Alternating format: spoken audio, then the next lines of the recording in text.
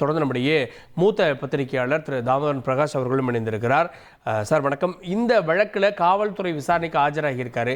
விசாரணை பொதுவாக எப்படி நடக்கும்? இந்த விசாரணைக்கு பின்னாடி இருக்கக்கூடிய ப்ரொசீஜர் என்ன சார்? வணக்கம் சார். இது செந்தில்வேல் சொன்ன மாதிரி ஒரு நீதிமன்ற உத்தரவினுடைய தொடர்ச்சியாகத்தான் இந்த வழக்கு விசாரணை நடக்குது. இதுல நீங்க சம்மன் ஒட்டுறாங்க, அந்த சம்மனை கிழிக்கிறாங்க, பிரச்சனை ஆகுது அப்படின்ன உடனே நான் வரமாட்டேன், உன்னால என்ன முடியுமோ பாத்துக்கோன்னு சொன்ன சீமான் அதுக்கப்புறம் அவர் சம்மதிச்சு வர்றதுக்கு காரணமே இது ஒரு நீதிமன்ற ப்ரொசீடிங்ஸ்ல நடக்கக்கூடிய விஷயம். இதுல சம்மன் ஓட்டுறத நீங்க கீழ்ச்சிங்க இல்ல சம்மன் ஓட்டுற இடத்துல ஒரு பிரச்சனை நடக்குதுன்னா அது உங்க மேல நீதிமன்றம் நெகட்டிவா பார்க்கும். அதனாலதான் அவர் நான் வரேன் அப்படின்னு அவர் ஒரு டைம் குறிக்கிறாரு, 8:30 மணி வரைக்கும், 8 மணிக்கு மேல. அதுக்கப்புறம் அவங்க 8:45 9 மணிக்கு மேல அவங்க அக்செப்ட் பண்ணி விசாரணைக்கு எடுக்கிறாங்க. இதுல சார் மொத்தம் 2011 விஜயலட்சுமி சொன்னது மட்டுமே 700 ஆவணங்கள் விஜயலட்சுமி மார்க் பண்ணிருக்காங்க. 2011 700 ஆவணங்கள். இப்போ அது கொஞ்சம் கூடி ஒரு 750 800 வரும். சோ இவங்க 2 பேருக்கு இடையே நடந்த உறவுக்கான சாட்சியங்கள் ஏராளமா இருக்கு. 2011 இந்த வழக்கை சரியா விசாரிக்கல ஜெயலலிதாவுடைய ஆட்சி காலத்துல. அப்பதான் இவர் சொன்னார், இலை மலர்ந்தால் ஈழம் மலரும் அப்படின்லாம் இவர் சொன்னாரு. அப்புறம் எடப்பாடி பச்சை தமிழன் அப்படின்னாரு. இப்ப சொல்றாரு இல்லையா, 10 வருஷம் எடப்பாடி ஜெயலலிதா ஆட்சியில ஒண்ணுமே விசாரிக்கல, இப்ப திமுக ஆட்சியில இதை விசாரிக்கிறாங்க அப்படின்றதுக்கு காரணம் சீமான் போட்ட வழக்கு. சீமான் தான் கோர்ட்டுக்கு போறாரு, இந்த வழக்கை ஸ்குவாஷ் பண்ணுங்க அப்படின்னு.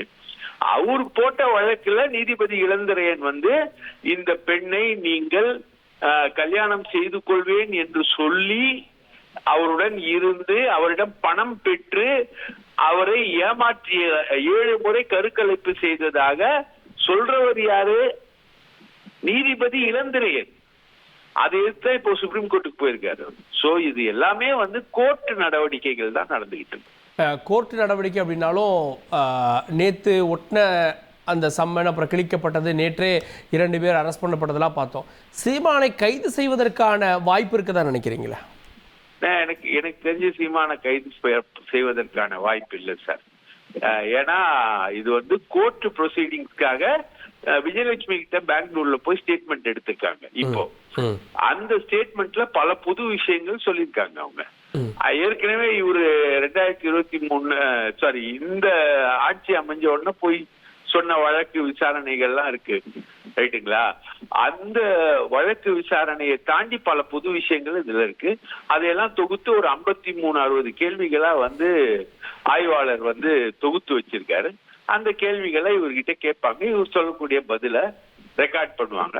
ரெக்கார்ட் பண்ணிட்டு 2த்தையும் இது பண்ணிட்டு அதுக்கப்புறம் இவருக்கு ஏதாவது ஒரு டெஸ்ட் எடுக்கணுமான்ற தேவை இருந்தா அதுக்கு சீமானை உட்படுத்துவாங்க. அந்த மாதிரி உட்படுத்திட்டு அது எல்லாத்தையுமே டோட்டலா எடுத்து ஒரு ரிப்போர்ட் சப்மிட் பண்ணுவாங்க. ஏன்னா நித்யானந்தாவுக்கும் இதே மாதிரி பாலியல் வழக்குல ஆண்மை பரிசோதனை நடத்தப்பட்டது. அது போல பரிசோதனைகள் இவருக்கும் நடத்தப்படும்.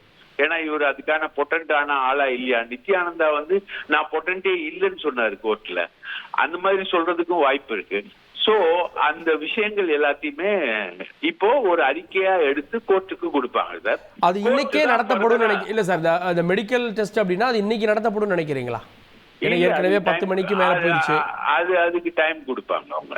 இன்னைக்கே நடத்துறது இல்லை. இவரு காலையிலேயே வந்திருக்கணும்னு தான் சம்மன் கொடுத்திருக்காங்க. இவர் சாயந்தரம் வந்திருக்காரு. அந்த சூழ்நிலைக்கு ஏற்ற மாதிரி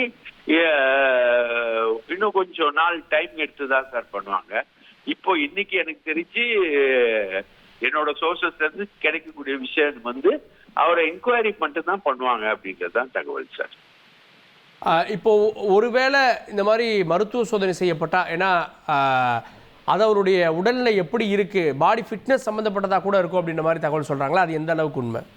பாடி ஃபிட்னஸ் ஆன்மீகம் சம்பந்தப்பட்டது சார். ஒரு ஆன்மையா இருந்தவன் தானே உளவியல் ரீதியா அப்ப காவல்துறை அழைக்கிறதோ இதெல்லாம் ஒரு டார்ச்சர் அப்படின்னு ஒரு வாதங்களை முன் வச்சா அது எப்படி சார் டார்ச்சர்? உங்க மேல ஒரு புகார் ஆண்மை தொடர்பான ஒரு புகார் உங்க மேல வரும்போது உங்களுக்கு ஆண்மை பரிசோதனை செய்வாங்க, இயல்பு. அதுதான் நான் உங்களுக்கு உதாரணம் சொன்னேன் இல்லைங்களா, நித்யானந்தா அவருக்கு செய்யப்பட்டது ஆண்மை பரிசோதனை. சாமியாருக்கே செய்யும் போது சீமானுக்கு ஏன் செய்ய மாட்டாங்க? இல்ல இப்ப இதுல வந்து இந்த ஆவணங்கள் அப்படின்னு சொன்னீங்க, நீங்க சொல்றது வந்து 700க்கும் மேற்பட்ட ஆவணங்கள் அப்படின்றீங்க.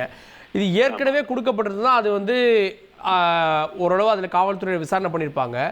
இப்போ ஒரு 50,000 ரூபாய் கொடுத்ததா வந்து விஜயலட்சுமி சொல்ல, அது இல்லைன்னு சீமான் வந்து, அதாவது நான் கொடுக்கல, இந்த மாதிரி உதவி கேட்டாங்க அப்படின்றப்போ இதெல்லாம் புதிய ஆவணங்களா மாறுமா? ஆமா, இதுதான் மதுரை செல்வத்தோட விஜயலட்சுமி பேசினது, மதுரை செல்வம் மூலமா கொடுத்தது, சாட்டை துரைமுருகன் வந்து ஒரு 50,000 ரூபாய் கொடுத்தது, அவர் வந்து பெங்களூருக்கு வந்து ஒரு பெரிய கார்ல, இனோவா கார்ல அனுப்பிச்சு வச்சது, இந்த விஷயங்கள் அவரோட டிரான்சாக்சனு.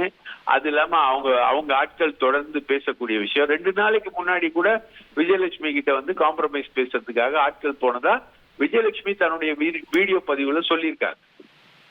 இது மாதிரி பல விஷயங்கள் வந்து இது தொடர்ந்து நடந்துகிட்டு இருக்கு சார். இது வந்து ஜெயலலிதா ஆட்சி காலத்திலும் சரியா விசாரிக்கப்படவில்லை, எடப்பாடி ஆட்சி காலத்திலும் விசாரிக்கப்படவில்லை. இப்பொழுது அதற்கான விஷயம் என்பது உருவாக்குனது வந்து சீமான் தான். இவங்க இது வரைக்கும் கேஸ் போட்டது வந்து வெடிகுண்டு வீசினியா, நீ வெடிகுண்டு வீசினா நான் வெங்காயம் வீசுவேன், தந்தை பெரியாரை பத்தி அவமரியாதையா பேசுவேன், அதெல்லாம் தான் இவங்க போட்டிருக்க இந்த கேஸ். ஆனா இந்த கேஸ் விஜயலட்சுமி கேஸ் வந்து விஜயலட்சுமி தொடர்ந்து பேசிக்கிட்டே இருக்கிறாங்க. அந்த விஷயம் தொடர்பா சீமான் போட்ட வழக்குல தான் அவர் வந்து தானே வச்சுக்கிட்ட கொள்ளிதான் அது. பத்மாசுரன் மாதிரி 12 வாரங்கள்ல அறிக்கை கொடுங்கன்னு உயர்நீதிமன்றம் கேட்டிருக்கு. அந்த அடிப்படையில வழக்கு எப்படி நகரும்னு நினைக்கிறீங்க? வழக்கு வந்து யார் பக்கம் உண்மை இருக்கோ நகரும். ஏன்னா சீமான் வந்து கான்ட்ரடிக்டரியா பேசிக்கிட்டு இருக்காரு. முதல்ல வந்து அந்த பொண்ணுக்கு எனக்கு சம்மந்தம் இல்லைன்னாரு, அதுக்கப்புறம் இன்னொரு பதில சொன்னாரு. இப்போ வந்து இன்னைக்கு பிரஸ் மீட்ல வந்து நான் ஒரு காலேஜ் பொண்ணியா போய் கற்பழிச்சேன், இல்ல கரும்பு தோட்டத்துல நின்ன பொண்ணியா போய் கற்பழிச்சேன், அதுவா வந்துச்சு, விருப்பப்பட்டு வந்துச்சு நான் அப்படின்னு கிட்டத்தட்ட அக்செப்ட் பண்ற பொசிஷன்ல பேசுறாரு. அவர் செல்ஃப் கோல் போட்டுக்கிறாரு அவரு. சோ இது வந்து உண்மையிலேயே சீமானுக்கு எதிராக போகும் தான் நான் நினைக்கிறேன். நன்றி திரு பிரகாஷ். இணைந்து உங்களுடைய பார்வை, இந்த வழக்கினுடைய போக்கு எப்படி இந்த வழக்கில் ஆவணங்கள் திரட்டப்பட்டிருக்கு, இந்த ஆவணங்கள் எப்படி வந்து அறிக்கையாக சமர்ப்பிக்கப்படும், இதற்கு முன்பு ஆஜரான சீமான் சொன்ன தகவல், இப்போ சொன்ன தகவல், இதெல்லாம் எப்படி கோர்ட் எடுத்துக்கோ அப்படின்ற பல கேள்விகளுக்கு விட கொடுத்தீங்க. இணைந்ததற்கு நன்றி.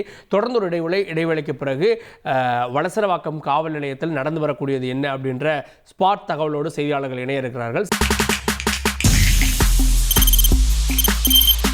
தவிர்க்க முடியாத தம்ப்நெயில்ஸ், கலக்கலான கண்டென்ட்ஸ், சினிமாவும் சீரியஸ் பிரச்சனைகளும், சும்மாவே ராம் சரண் தளபதி விஜய் எப்படா பெரிய கலகலப்பும் கைகலப்பும்.